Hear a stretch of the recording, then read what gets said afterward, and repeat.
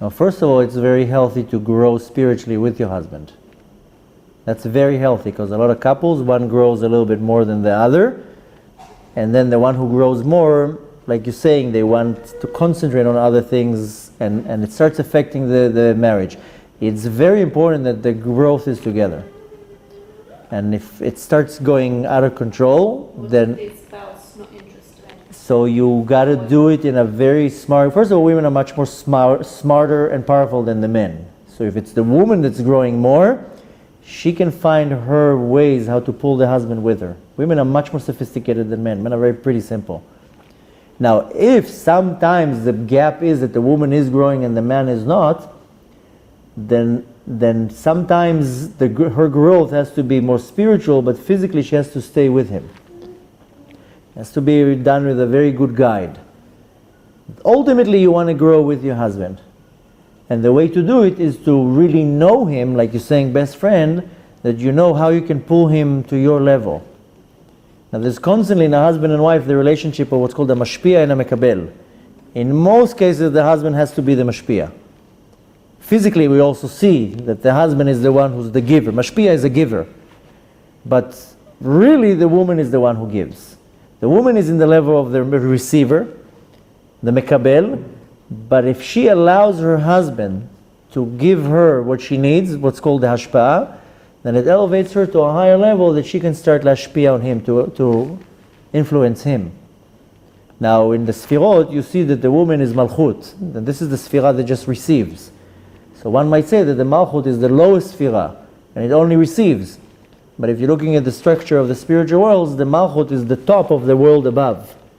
So if the woman is able to receive, she becomes the right channel to receive what she needs from her husband, it empowers her and elevates her to become above her husband. Now she can start influencing him. So the thing is that why do our sages say, Ezo isha chachama osa et ratzon ba'ala? Who's a wise woman? Who does the will of her husband. That doesn't mean chas v'shalom that the Torah means that the woman has to become now a slave to the husband and whatever he says she has to do. That's totally not what the Torah means. Rather, the woman is smarter and she can pull the husband according to his will. But basically what she brings is she brings him to his domain. And a woman can be smart, much more smarter than the husband. The problem is exactly what you said. When the ego kicks in, then that's what I said before. The ego is the screen that stops all the problems. Sometimes the woman needs to be smart and to know when to lower the ego to be able to bring the husband to her. And once she brings the husband into her domain, he will give her the ashpa'ah that she needs to get. By default, she will rise above him and will be able to lashpia on him. So that's where the woman has the power to elevate the husband. And the way the woman does it is with the three mitzvot that the women have to concentrate on, which is chala, nida, and candles. You know, when we sing Eshet Chayil on Shabbat, there's a verse that we say, Sheker Hachen vehevel hayofi. If you take the word Hachen, the grace, it has Hey, Chet, and Nun. These are the three mitzvot that the woman has to focus on. Then she gets this grace in the eyes of her husband. Hachen, Hey is Hadlakat Nerot, Chet is Chala, and Nun is Nida, family purity. So when the woman is concentrating on these three to do it the right way, her husband finds chen in her, the grace. That's where I'm talking about the woman pulls the husband to her. Again, it's hard to see the connection, because a woman says, no, I don't see a connection. Me lighting candles, that's that's what you're telling me? We're lighting a match. Spiritually, the Zohar explains that in the candle, why do you light candles? Okay, so we know it says Chava, she turned off the light of the world, so you have to bring back the light to the world, and the candle brings Shlom Bayit into the house, etc., etc. We know all the explanation. But the Zohar says that in the light of the candle, physically, if you look at the candle, you'll see two types of lights. But there's a third type of light in the candle. The black light, that it's between the wick and the fire, the Zohar calls it Nehora Ukma, the dark light. And that's connecting between the physical and the spiritual, because the wick is physical and the fire is spiritual. So this black light is connecting the physical and the spiritual. That light affects your nefesh. Then you have the yellow light, the yellow and the blue light, and that affects your ruach. This is the obvious light. And then there's a light that is called nehora setima, the concealed light, the light that you can't see. This is the light that affects your neshama. That's why you cover your eyes when you light the candles. So some go by the rules of Ashkenaz, some Sephardi, they like before the bracha, after the bracha. That's already according to halacha. But the spiritual part that you cover your eyes is because the physical eyes, they see the physical flame. But when you cover your eyes, you empowering the spiritual light to affect your neshama. Now, if you do that 10 minutes before Shabbat, when you dressed, and after you took a shower, and everything is ready, and you're relaxed, and you meditated a little bit, you did your tshuva, you gave some charity, you prayed mincha, you prepare yourself, then this striking of a match becomes extremely powerful. It's not just a match. But when you do it rush, in the 18 minutes, and balagan, and a mess, and the kitchen is, and screaming in the entire house, you're not focusing on now meditating on what you're actually igniting. Hold on, one more. Then you have the challah. Most women, they don't find any interest in doing challah. They don't, okay, well, this is one of the most powerful mitzvot that the woman can do. Because the same way that if you're taking flour, if you look at flour, it's millions or thousands of these dust of flour. What are you taking? You're taking water, you're mixing it, and you're gluing all these, how would you say gargirim in Hebrew, in English? The grain, not grain, the seeds. Flour is like these microscopic grains. And the water unites them together, and you're making one dough. So with this act, spiritually, you're creating unity in the home. Between the father and the husband and the wife, between the parents and the kids, you're uniting the entire family together. And then when you eat it, and it becomes one with the body of the family, then you put this power in the body of the family. More than that if you see that the word chala is chet lamed hey, has the same letters of the word chole, sick.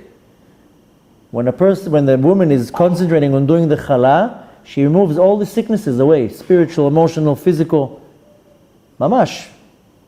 So I'm giving you that in a very short version, but that you see the importance. And then nida, I don't even need to explain this, the family purity.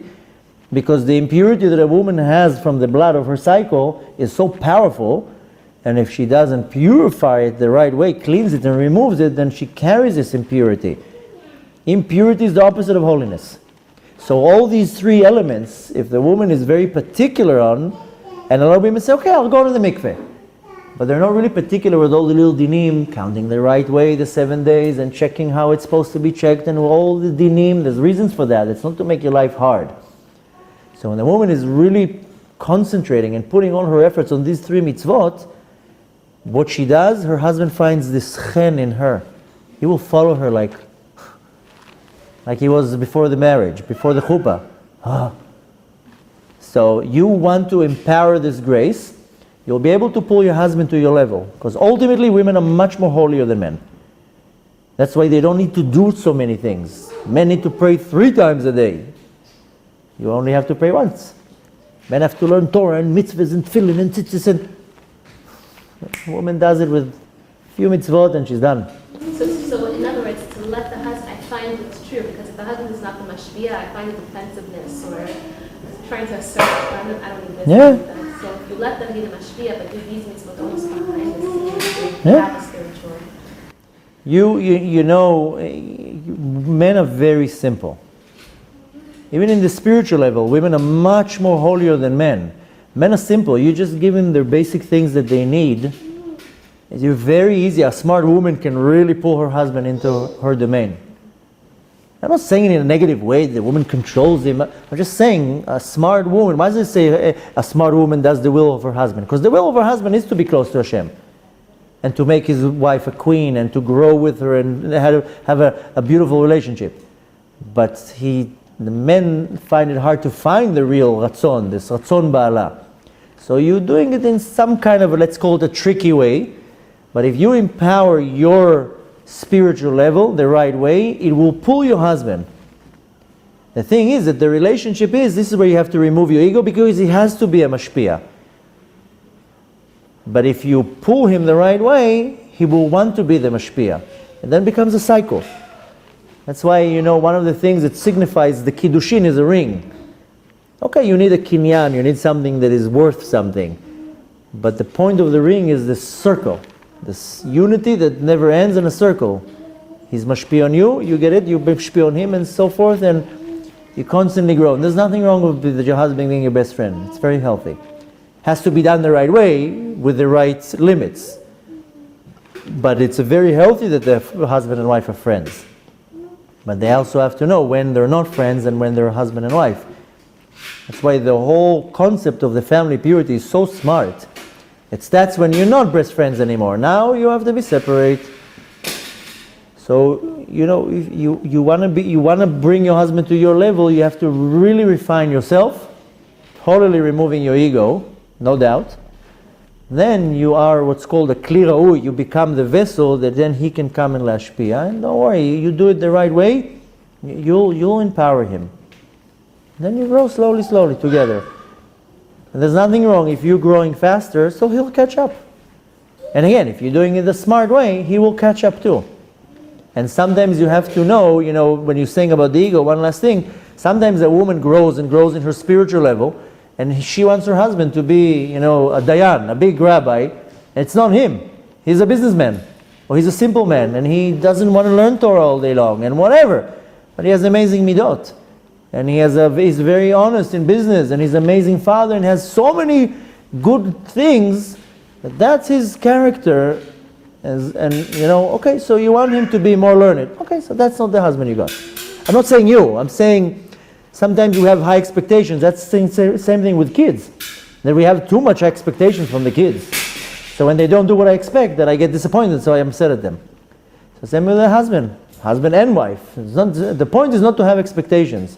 If you don't have expectations, and you let the person do naturally what they're supposed to do, and you nourish their neshama to do what they're supposed to do, then you don't get disappointed, because they operate and they're acting how they're supposed to act it.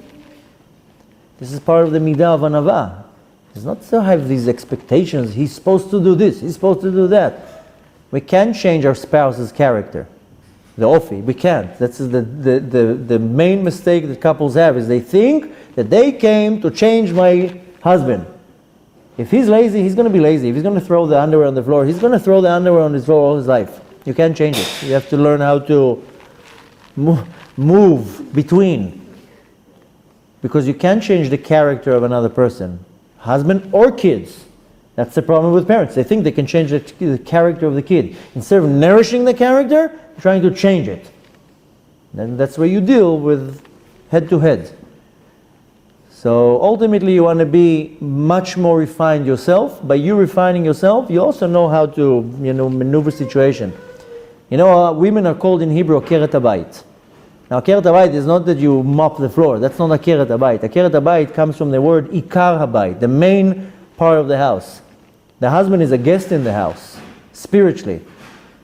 And a woman, if she's not accepting the husband on Shabbat, you have to have in mind, when you light your candles on Shabbat, you have to have in mind that you are accepting the Torah and mitzvahs that your husband did that Shabbat, and you're accepting him whatever he did.